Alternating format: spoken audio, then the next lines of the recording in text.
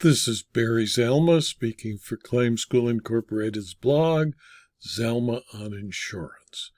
Today we're going to speak about the Supreme Court of the United States and its concerns about insurance, including the tort of bad faith, and how insurance is treated in mass tort cases in bankruptcy court. Between 1999 and 2019, approximately 247,000 people in the United States died from prescription opioid overdoses. Respondent Purdue Pharma sits at the center of that crisis. Owned and controlled by the Sackler family, Purdue began marketing OxyContin, an opioid prescription pain reliever, in the mid-1990s. After Purdue earned billions of dollars in sales on the drug, in 2007, one of its affiliates pleaded guilty to a federal felony misbranding OxyContin as a less addictive, less abusable alternative to other pain medications. Thousands of lawsuits followed. Purdue Pharma filed for bankruptcy and attempted to protect the Sackler family from individual tort actions. Fearful that the litigation would eventually impact them directly, the Sacklers initiated a milking program, withdrawing from Purdue approximately $11 billion, roughly 75% of the firm's total assets over the next decade. Those withdrawals left Purdue in a significantly weakened financial state, and in 2019, Purdue filed for Chapter 11 bankruptcy. During that process, the Sacklers proposed to return approximately $4.3 billion to Purdue's bankruptcy estate. In exchange, the Sacklers sought a judicial order releasing the family from all opioid-related claims and enjoining victims from bringing such claims against them in the future. The bankruptcy court approved Purdue's proposed reorganization plan, including its provision concerning the Sackler discharge. But the district court vacated that decision, holding that nothing in the law authorizes bankruptcy courts to extinguish claims against third parties like the Sacklers without the claimant's consent.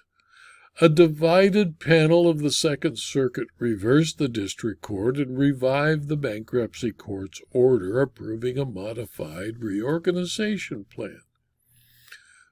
The Supreme Court concluded in a case called Harrington, United States Trustee Region 2 versus Purdue Pharma, a June 27, 2024 Supreme Court of the United States decision written by Justice Gorsuch, writing for Scotus, who found that the bankruptcy code does not authorize a release and injunction that, as part of a plan of reorganization under Chapter 11, effectively seeks to discharge claims against the Sacklers, non-debtors, without the consent of affected claimants.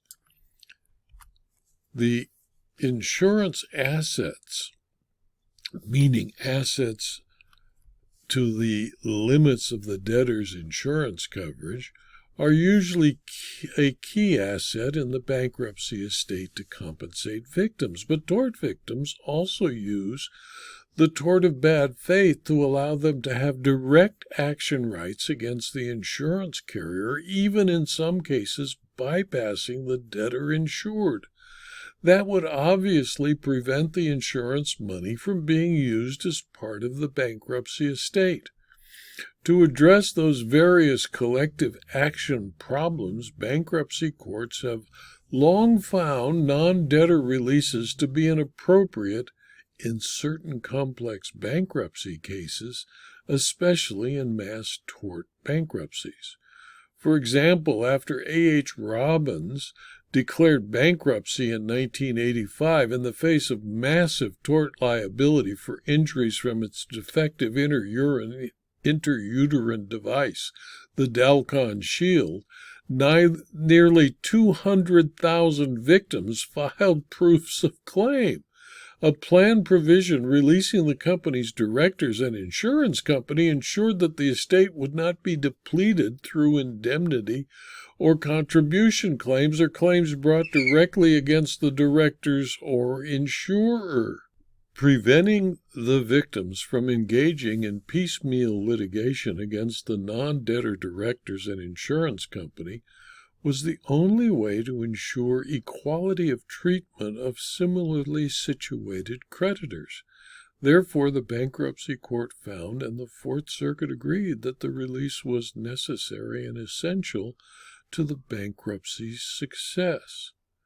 Without a coordinating mechanism, however, a victim or group of victims' recovery against one local entity could have eaten up all of the shared insurance assets, leaving all the other victims with nothing. Bankruptcy provided a forum to coordinate liability and insurance assets. A non-debtor release provision prevented victims from litigating outside of the bankruptcy's planned procedures, and the provision, therefore, prevented one victim or group of victims from obtaining all of the insurance funds before other victims recovered. Nothing in what Scotus wrote in the opinion should be construed to call into question consensual third-party releases offered in connection with a bankruptcy reorganization plan. Those sorts of releases pose different questions and may rest on different legal grounds than the non-consensual release at issue in this case.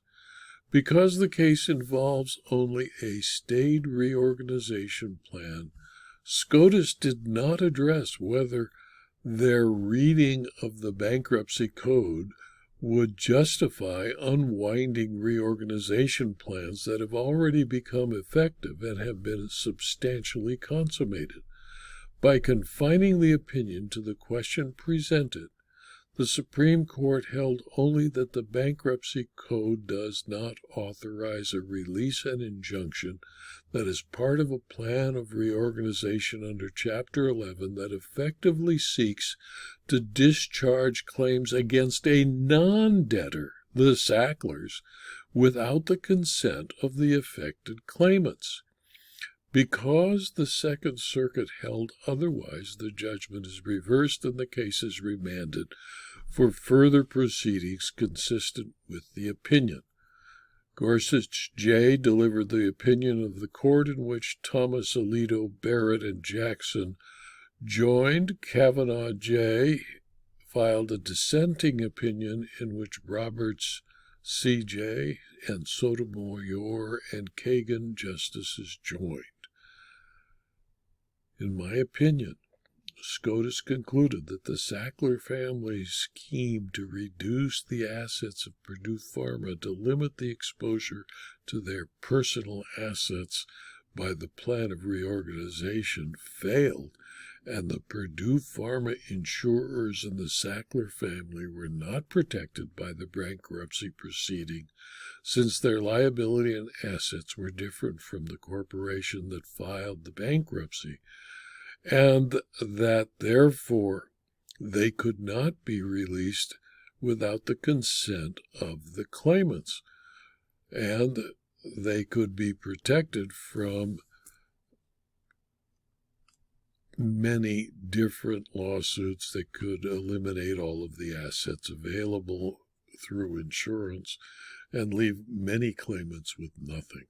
This video was adapted from my blog, Zelma on Insurance, which is available free to anyone who clicks on the URL zelma.com/blog. You can subscribe to the blog and you will receive notice of every blog posting, usually 5, sometimes 6 a week. And you can also subscribe to the videos on YouTube and rumble.com. They're also free. If you're interested in further detail about insurance, insurance claims, insurance fraud, and insurance law, please consider, for a very small fee, subscribing to my Substack publications. Thank you for your attention.